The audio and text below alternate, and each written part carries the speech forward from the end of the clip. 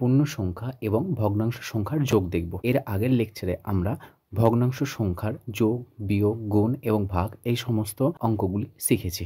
দেখো, পূর্ণ সংখ্যা বলতে কি, যে সমস্ত সংখ্যাগুলি পূর্ণ আকারে থাকে, যেমন 1, 2, 3, -5, -7, এই সমস্ত সংখ্যাগুলি হচ্ছে পূর্ণ সংখ্যা। আর ভগ্নাংশ সংখ্যা কাদেরকে বলা হয়? যারা লব্বাই হরের আকারে থাকবে, যেমন 1-এর 2, 3-এর 4, 5-এর 7, এগুলো হচ্ছে আমাদের ভগ্নাংশ। আমরা এই পূর্ণ সংখ্যা এবং এই ভগ্নাংশ সংখ্যা তারা যদি যোগের আকারে থাকে, তাহলে সেই ভগ্নাংশ সংখ্যা এবং পূর্ণ সংখ্যার যোগগুলি আমাদের কিভাবে নির্ণয় করতে হয় সেগুলো আমরা দেখব। আমরা এই প্রত্যেকটা অঙ্ক করব। দেখো, প্রত্যেকটা অঙ্কেই কিন্তু আমাদের একটা করে পূর্ণ সংখ্যা আছে, একটা ভগ্নাংশ আছে। এই পূর্ণ সংখ্যা ভগ্নাংশ সংখ্যাগুলির যোগ করব। যেমন দেখো, আমরা এই ভগ্নাংশ এবং পূর্ণ সংখ্যার যোগগুলো কিভাবে করব? নিচে কত আছে? এখানে আছে নিচে 3, আর যে কোনো সংখ্যার নিচে কিছু থাকে না, মানে 1 রয়েছে। তাহলে এই 3 আর 1-এর আমরা কী করি? লসগু করি। তাহলে 3 আর 1-এর লসগু কত হয়? আমাদের 3 হয়। তাহলে লসগু কার করব? 1 আর 3-এর লসগু বের করব। তাহলে 1 আর 3-এর লসগু কত হলো? 3। এটা যেহেতু আমাদের দেখো লব্বাই হরের আকারে আছে, তাহলে যখনই কোনো একটা ভগ্নাংশ সংখ্যা থাকবে, তার সঙ্গে পরের সংখ্যাটিকেও আমরা লব্বাই হরের আকারে ভাববো। তাহলে দেখো, 1 নিচে কিছু নেই, মানে কত আছে? 1 আছে। তাহলে এটাও ভগ্নাংশ আকারে। এবার নিচের সঙ্গে দেখো, এখানে 1 আছে, 3 আছে। তাহলে এই 1 আর 3-এর লসগু কত হয়? 3, সেটা আমরা বসিয়েছি এখানে। তারপরে এই 1-এর সঙ্গে 3 গুণ করব। তাহলে 1 ইন্টু 3, মিডিলে কত চিহ্ন আছে? প্লাস, প্লাস চিহ্ন দেব। এই 2-এর সঙ্গে এই 1 গুণ হবে। তাহলে 1 গণিত 2। তাহলে কত পেলাম? এটা গুণ করলে 3 আসে, এটা গুণ করলে 2 আসে, বাই 3 সমান কত আসছে? 5/3। তো এটা গেল সাধারণ নিয়ম। আমরা এই সাধারণ নিয়মে করব না, এর থেকে আমরা আরও সহজে করব। কীভাবে? 1 প্লাস 2-এর 3। দেখো, এটা হচ্ছে আমাদের ভগ্নাংশ, 2/3-এর আকার আছে। এই যে নিচে সংখ্যা আছে, একটা বড় করে দাগ দেবো। এবার বলো তো, এই দুটি সংখ্যার মধ্যে নিচে কোনটা বসে আছে? নিচে 3 আছে। নিচে যে সংখ্যাটি আছে সেই সংখ্যাটিকে বসিয়ে দাও। 3 বসিয়ে দিলাম। এবার আমরা এই যে 1 রয়েছে, এর সঙ্গে এটা কোনাকুনি গুণ করব। তাহলে 1-এর সঙ্গে 3 গুণ করব। তাহলে 1 গণিত 3, মিডিলে কত চিহ্ন আছে? প্লাস চিহ্ন আছে, প্লাস চিহ্ন দাও। পরে 2 আছে, 2 লিখো। এটাকে যোগ করো। 3-এর সঙ্গে 1 গুণ করলে 3 আসে, প্লাস চিহ্ন, প্লাস 2 আছে, 2 বসালাম, বাই 3 সমান 3-এর সঙ্গে 2 যোগ করলে আসে 5। তাহলে 5/3। দেখো, এই 1 প্লাস 2/3 এটা আমরা যোগ করে কত পেলাম? 5/3। অনুরূপভাবে 3 প্লাস 1-এর 2 এটাকে আমরা যোগ করব। তাহলে দেখো, এই দুটি সংখ্যার মধ্যে একটি পূর্ণ সংখ্যা, একটি ভগ্নাংশ আছে। এদের মধ্যে নিচে কে বসে আছে? দেখো, নিচে বসে আছে আমাদের 2। তো একটা বড় করে দাগ দাও। বড় করে দাগ দিয়ে নিচে যা বসে আছে সেটাকে বসিয়ে দাও। এবার এই কোনাকুনি গুণ করব, মানে এটার সঙ্গে আমরা এই 2-কে গুণ করব। তাহলে কত হবে? 3 গণিত 2, মিডিলের চিহ্ন আছে প্লাস, প্লাস দিলাম, 1 আছে, 1 দিলাম। এই 1-এর সঙ্গে আর কিছু গুণ করার দরকার নেই। তাহলে কত হবে? তাহলে 3-এর সঙ্গে 2 গুণ করলে আসে আমাদের 6, প্লাস এখানে আসবে 1, আর নিচে কত আছে? 2। এটা যোগ করলে কত আসছে? 6-এর 1-এ 7/2। সুতরাং 3 প্লাস 1-এর 2 এর মানটাই হচ্ছে আমাদের 7-এর 2। পরবর্তী 5 প্লাস 5-এর 7। তাহলে নিচে কত আছে? নিচে আছে 7, 7 লিখে দাও। এই 5-এর সঙ্গে 7, নিচে যেটা বসে আছে তার সঙ্গে আমি পূর্ণ সংখ্যাটি গুণ করব। 5 গণিত 7 প্লাস 5, এটা গুণ করলে আসছে 35 প্লাস 5/7। এটা আসছে আমাদের 40/7। অনুরূপভাবে দেখো নিচে, এবার প্রথমে রয়েছে আমাদের ভগ্নাংশ সংখ্যা, তারপর রয়েছে পূর্ণ সংখ্যা। একইভাবে কাজ হবে। নিচে কে বসে আছে? দেখো, নিচে 4 আছে, 4 লিখে দাও। উপরে আছে 3, যার নিচে 4 বসে আছে তাকে রাখবো, তার সঙ্গে কিছু গুণ করার দরকার নাই। যেটা ফাঁকা রয়েছে, পূর্ণ সংখ্যা রয়েছে, সেই পূর্ণ সংখ্যার সঙ্গে 4 গুণ করো। তাহলে মিডিলে এখানে প্লাস আছে, প্লাস দিলাম। 1-এর সঙ্গে 4 গুণ হবে, 1 গণিত 4। তাহলে কত আসছে? এটা আমাদের 3 প্লাস 4/4। 3-এর সঙ্গে 4 যোগ করলে আসছে আমাদের 7/4। সো 3/4 প্লাস 1 এর মান হচ্ছে আমাদের 7-এর 4। পরবর্তী দেখো, 1-এর 3 প্লাস 7। নিচে কত আসছে আমাদের? দুটি সংখ্যার মধ্যে 3 আছে নিচে, 3কে নিচে লিখে দাও। এবার এখানে 1 আছে, 1কে লিখো। এবার এই 7-এর সঙ্গে পূর্ণ সংখ্যার সঙ্গে এই ভগ্নাংশ নিচে যে হর বসেছে তার গুণ করব। প্লাস আছে, প্লাস দিলাম। 7-এর সঙ্গে 3 গুণ হবে, 3 গণিত 7। তাহলে কত আসছে? 1 প্লাস 3 7 21/3। যোগ করো, 21 আর 1-এ 22/3। দেখো এখানে তোমরা খেয়াল করে বুঝতে পারবে আমরা যতগুলোই পূর্ণ সংখ্যার ভগ্নাংশ সংখ্যার মধ্যে আমরা যোগ করলাম, এখানে তোমরা যে মিশ্র ভগ্নাংশ সংখ্যা পেয়েছিলে, সেই মিশ্র ভগ্নাংশ সংখ্যাগুলো কিন্তু দেখো আমরা এভাবে কাজ করেছিলাম। যেমন ধরো নাও, যদি বলি 5 পূর্ণ 1/2, অথবা ধরো নাও 5 পূর্ণ 5/7। আচ্ছা, এই মিশ্র ভগ্নাংশ সংখ্যাগুলোকে আমরা কীভাবে ভেঙেছিলাম? দেখো নিচে যে বসে আছে তাকে লিখেছিলাম, এই 5-এর সঙ্গে 7কে গুণ করেছিলাম, তাহলে 5 গণিত 7, আর এই 5টা কী হয়েছিল? যোগ হয়েছিল। তাহলে দেখো 5 7 35 প্লাস 5/7 কত আসছে? 40/7। দেখো এই 5 পূর্ণ 5/7 যা, তার মানে এক কথায় এখানে 5 মিডলে কিছু নয়, মানে প্লাস, এখানে আছে 5, তারপর আছে 7। দেখো 5 প্লাস 5/7 এটাকে আমরা যোগ করে কত পেয়েছি? 40/7। এখানে দেখো 5 পূর্ণ 5/7 একেও আমরা যোগ করে কত পেয়েছি? 40/7। সুতরাং আমাদের এই 5 প্লাস 5/7 বলো, বা যে কোনো একটা 1 প্লাস 1/2 বলো, এই সমস্ত সংখ্যাগুলো কিন্তু এক কথায় এগুলো দেখো মিশ্র ভগ্নাংশ রূপেই আছে। এক কথায় মিশ্র ভগ্নাংশ যে সংখ্যাগুলো, সেগুলো যেভাবে আমরা তোমার যোগ বিয়োগ করে সরলতম ভগ্নাংশ রূপে নিয়ে আসি, অনুরূপভাবে এখানেও আমরা সেই একই কাজ করছি। পূর্ণ সংখ্যা ও ভগ্নাংশ সংখ্যার বিয়োগ নিয়ে আলোচনা করব। পূর্ণ সংখ্যা আর ভগ্নাংশ সংখ্যা তাদের বিয়োগফল কীভাবে নির্ণয় করতে হয় সেটা শিখব। অঙ্ক দেখো 1 - 1/2, এটা হচ্ছে আমাদের পূর্ণ সংখ্যা আর এটা হলো আমাদের ভগ্নাংশ সংখ্যা। তো এই দুটি সংখ্যার মধ্যে আমরা কী করবো? বিয়োগফল নির্ণয় করব। তাহলে যোগের ক্ষেত্রে যেমন দেখেছিলাম যে এই দুটি সংখ্যার মধ্যে দেখো যেটা আমাদের নিচে বসে আছে, সেই নিচের সংখ্যাটাকে আমরা কী করবো? নিচে লিখে দেবো। তাহলে 1 আর 1/2 মধ্যে দেখো 2 আছে, 2কে আমরা নিচে লিখলাম। এবার এই সংখ্যা যে পূর্ণ সংখ্যা আছে, সেই পূর্ণ সংখ্যার সঙ্গে এই যে ভগ্নাংশ আকার আছে, ভগ্নাংশের যে হর আছে, এই হরের সঙ্গে এটাকে গুণ করব, মানে এই কোনাকুনি গুণ করব। তাহলে 1-এর সঙ্গে 2 গুণ হবে, তাহলে 1 গণিত 2, মাঝখানে কী চিহ্ন আছে? মাইনাস চিহ্ন আছে, এখানে মাইনাস দেব, আর তারপরে যে সংখ্যা আছে 1 আছে, 1 দিলাম। এবার এটাকে আমরা বিয়োগ করব, তাহলে 2 - 1/2, তাহলে 2 থেকে 1 বাদ দিলে আসছে 1/2। তাহলে 1 - 1/2 এর মান কত পেলাম আমরা? 1/2 পেলাম। অনুরূপভাবে 3 - 4/5 এটা আমরা বিয়োগ করব। তাহলে এখানে এই দুটি সংখ্যার মধ্যে দেখো ভগ্নাংশ কোনটা রয়েছে? এটা। এর নিচে যে সংখ্যাটি আছে, সেই সংখ্যাটিকে আমরা নিচে বসিয়ে দাও, 5। এবার এই সংখ্যার সঙ্গে এই সংখ্যাটি কোনাকুনি গুণ করো, তা 3-এর সঙ্গে 5 গুণ করব, 3 গণিত 5। পরে কী চিহ্ন আছে? মাইনাস আছে, মাইনাস দাও। তারপরে যে সংখ্যা আছে সেই সংখ্যাটাকে বসিয়ে দাও, 4। এবার 3-এর সঙ্গে 5 গুণ করব, 3 × 5 = 15 মাইনাস 4/5। 15 থেকে 4 বাদ দিলে কত হবে আমাদের? 11/5। এটা আমাদের অ্যান্সার। পরবর্তী প্রবলেম দেখো, এই দুটো সংখ্যা কিন্তু সেই পূর্ণ সংখ্যা আর ভগ্নাংশ সংখ্যার মধ্যে বিয়োগ। এটা আমাদের প্রথমে ছিল পূর্ণ সংখ্যা, তারপরে ছিল ভগ্নাংশ। এখানেও তাই ছিল, প্রথমে ছিল পূর্ণ সংখ্যা, তারপরে ভগ্নাংশ সংখ্যা। এবার আমরা কী করেছি? প্রথমে ভগ্নাংশ নিয়েছি, তারপরে পূর্ণ সংখ্যা নিয়েছি। একইভাবে আমাদের বিয়োগফল নির্ণয় করব। তাহলে এই দুটি সংখ্যার মধ্যে দেখো নিচে কে বসে আছে? নিচে আছে 4, এই নিচে 4 সংখ্যাটাকে বসিয়ে দাও। এবার কী করবো? আমরা এই কোনাকুনি গুণ করব। এর আগে আমরা এটার সঙ্গে এটা গুণ করছিলাম, অনুরূপভাবে আমরা যে পূর্ণ সংখ্যা আছে, পূর্ণ সংখ্যা আর ভগ্নাংশের নিচে যে হর আছে, সে হরের সঙ্গে এই সংখ্যাটি গুণ করব। তাহলে প্রথমে কত আছে আমাদের? 3 আছে, 3কে লিখো। প্রথমে যে সংখ্যা আছে সেই সংখ্যাকে লিখলাম, পরে কি আছে? মাইনাস চিহ্ন আছে, মাইনাস দাও। এই 2-এর সঙ্গে 4 গুণ হবে, তাহলে 2 গণিত 4। তাহলে 3 - 4-এর সঙ্গে 2 গুণ করলে 8/4। 8-এর সঙ্গে 3 বিয়োগ করলে কত হয়? 5 আসে। তারপর দেখো এটা হচ্ছে প্লাস, এটা হচ্ছে মাইনাস। তারপর দুটি সংখ্যার মধ্যে যোগ বিয়োগ কখন হয়? বিয়োগ তখনই হয় যদি দুটোর চিহ্ন আলাদা থাকে। এখানে আছে প্লাস চিহ্ন, এখানে মাইনাস চিহ্ন, তাহলে নিশ্চয়ই 8 আর 3-এর সঙ্গে কী হয়? বিয়োগ হবে। কত বিয়োগ?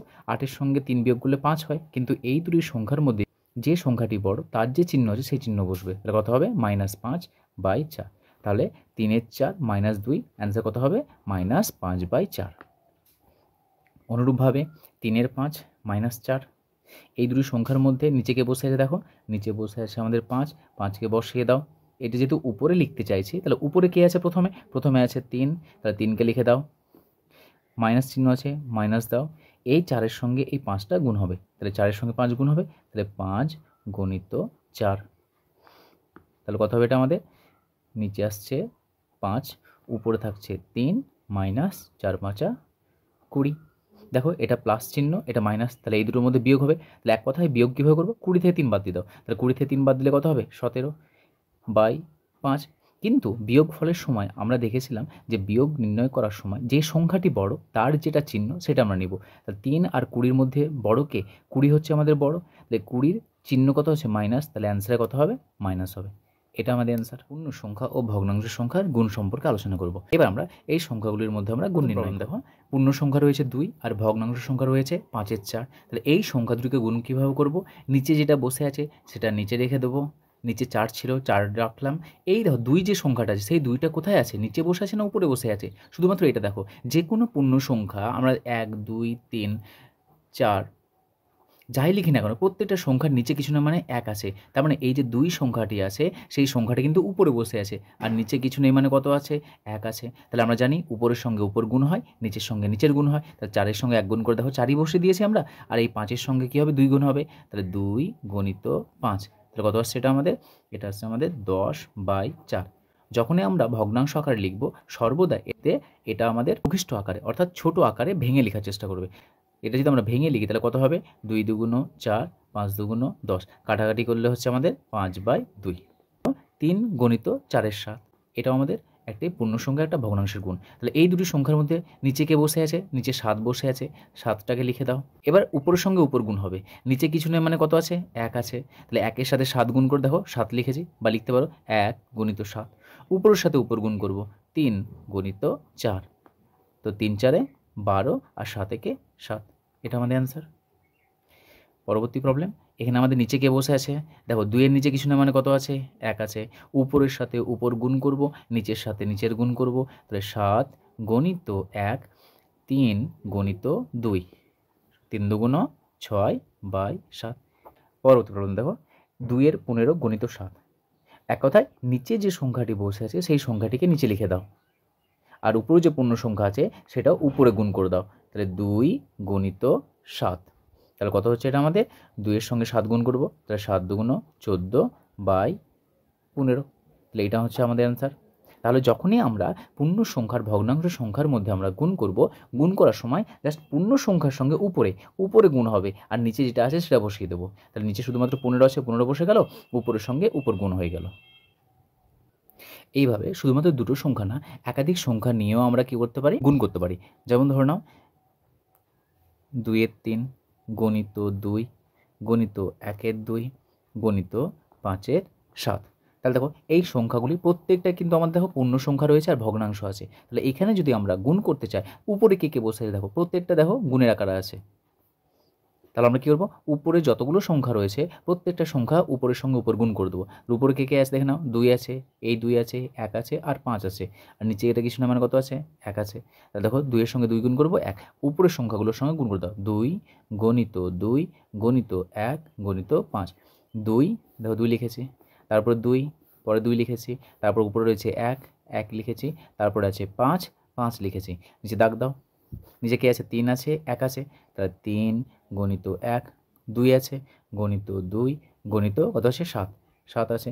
যদি উপর নিচে যদি দেখতে পাও যে কাটাকাটি যাচ্ছে কেউ, তাহলে কেটে দাও। কার সঙ্গে কে কাটছে?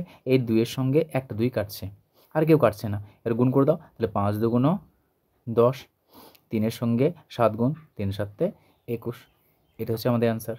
তাহলে এইভাবে আমরা শুধুমাত্র দুটো, একটা পূর্ণ সংখ্যা একটা ভগ্নাংশ থাকলেই নয়, আমরা এক বা একাধিক পূর্ণ সংখ্যা বা ভগ্নাংশ সংখ্যা যদি গুণের আকারে থাকে তাহলে আমরা এইভাবে গুণফল নির্ণয় করব। পূর্ণ সংখ্যা ও ভগ্নাংশ সংখ্যার ভাগ সম্পর্কে আলোচনা করব।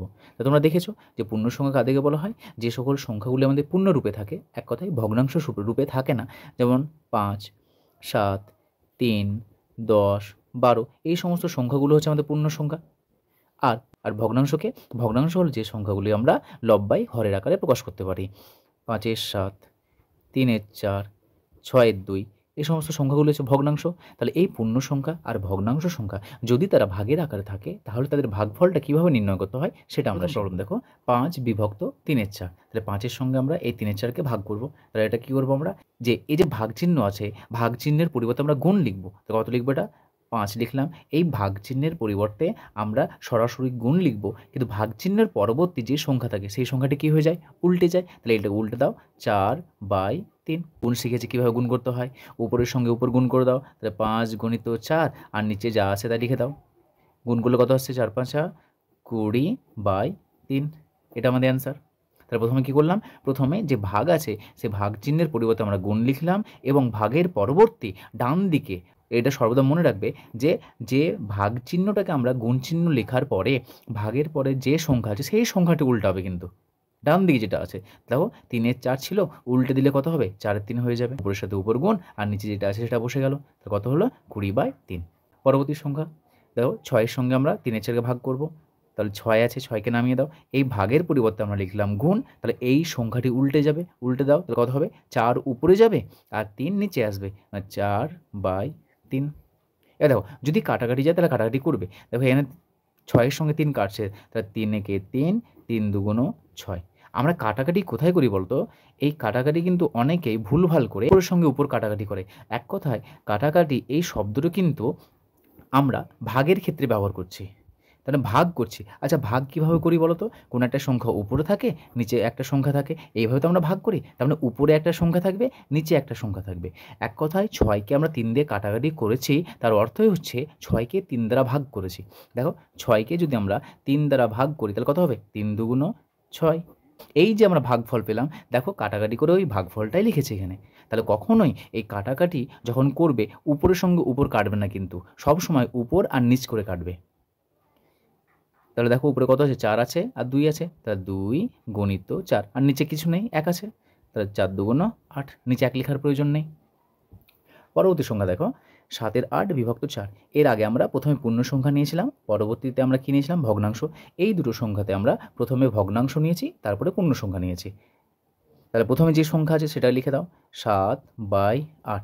এই যে ভাগ চিহ্ন আছে, তাহলে ভাগের পরিবর্তে কী লিখবো আমরা, ভাগের পরিবর্তে বললাম গুণ লিখবো। এবার ভাগের পরে যে সংখ্যা আছে কত আছে 4 আছে, এই 4টাকে উল্টাবো। আচ্ছা 4 উল্টাতে গেলে কীরকমভাবে হয় বলতো, 4-এর নিচে যে সংখ্যাটি আছে সেটা উপরে আসবে আর 4 নিচে আসবে।